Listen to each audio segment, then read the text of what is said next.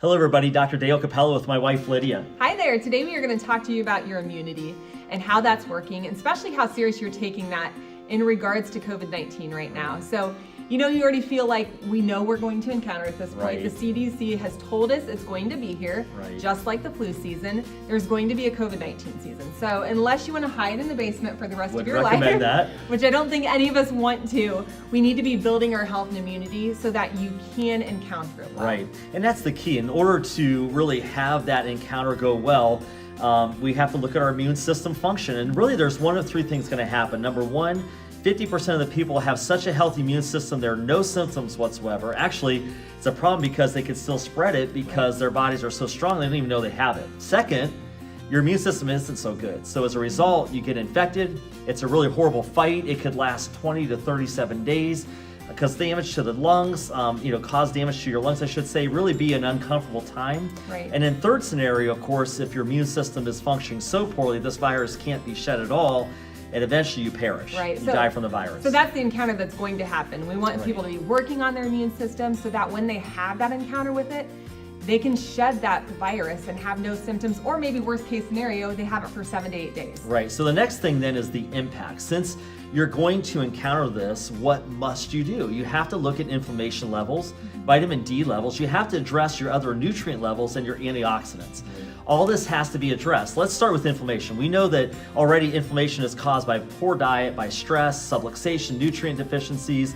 Literally, inflammation is at the root of every chronic illness, all the bad ones. Heart disease, cancer, stroke, autoimmune disease, all the things that can really harm or hurt us, affect that vast majority of the population. We already know that stems from inflammation. So, specifically, many experts, in fact, even disease experts, infectious disease experts, are saying that the problem with the virus isn't really even the virus itself.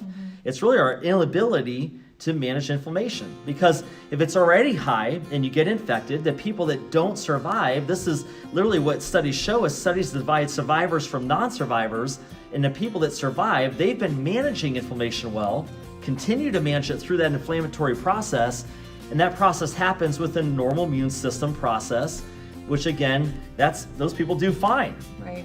They shed the virus an average of 20 days, but people who already have high inflammation because they already weren't managing it well to begin with, now they get infected, that inflammation goes even further out of control. The inflammatory markers stay high, particularly IL-6, IL-1 beta, those inflammatory markers stay high all the way until death, or again, for way longer than it's comfortable, or that those IL-beta causes even problems like scar tissue in your lungs and so forth. So we've got to be able to manage inflammation. In order to manage it, we need to know where we're at right now. We've got to test for that.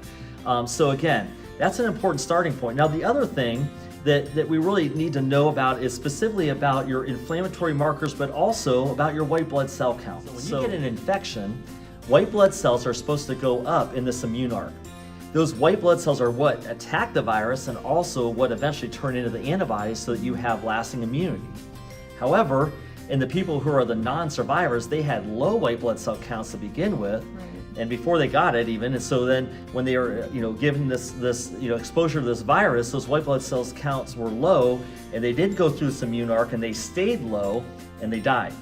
For the survivors, white blood cell counts were high. They took off, they did their job to attack this virus and created the antibodies and then came back down to normal. That's that immune arc. So we've got to make sure we've got to have that under control. So what do we have to do? We have to get tested. You have to get your inflammation markers tested, particularly IL-6 and IL-1 beta, and you have to get your vitamin D tested. You have to, because vitamin D is what regulates the immune system. It's regulating the release of those leukocytes, or those white blood cells. Most people are walking around, honestly, with painfully low levels of vitamin D. So a lot of people might be saying to themselves, well, I'll just take vitamin D. But how do you know how much you need? You might need 20 to 50,000 units a day just to get yourself up to that 60 to 100 level of vitamin D in your bloodstream to really be ready to fight this virus. So you've got to get tested to know. It's not really an option, you've got to get tested. And the other thing that you have to get started right away is taking basic nutrients, because your ability to manage oxidation, have the level of antioxidants in the system has to be there. So you have to be taking at all times your omega-3s to be managing inflammation. You have to be taking vitamin D at all times. So to be doing that, taking your Edison pack, which is your basic vitamins and minerals for all of your nutrient needs, all your antioxidants for those blends, but you need to be on that at all times, particularly right now. Right. You have to be taking your omega-3s. Vitamin D is a life or death nutrient at this point, so people, instead of guessing, you need to be testing. You need to start on your nutrient packs in your bundle, and then while those test results come back, we'll let you know exactly where you are and what we may need to do in terms of adjusting this more with your diet, with possibly even additional supplements or more of the ones you're already taking. So you can really be doing everything that you can do to be ready for this virus. You can't just hide inside, like we said. That may be what the government's doing to blunt the curve right now, but the only way really to be surviving now, and not just now, but in the future, and ever to be free, is to get the tests, take the supplements, follow dietary recommendations. And again, we'll meet with you in a week to 7-10 days to really come back and get your personalized plan to help save your life. And before that test comes back, we'll also want you to fill out what we call an environmental risk evaluation. Right. It's an ERE for short.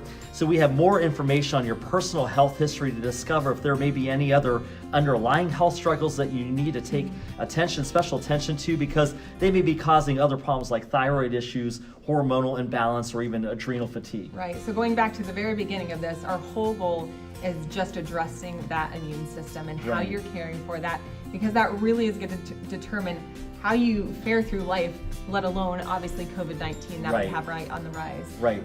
So that being the case, that would be your next step, is get tested and see what those results show, and start on nutrient packs and just really diet that are going to help boost the immune system from the get-go. Right, so you'll see information on how to contact the office to schedule that testing. And again, we're excited to serve you and your families.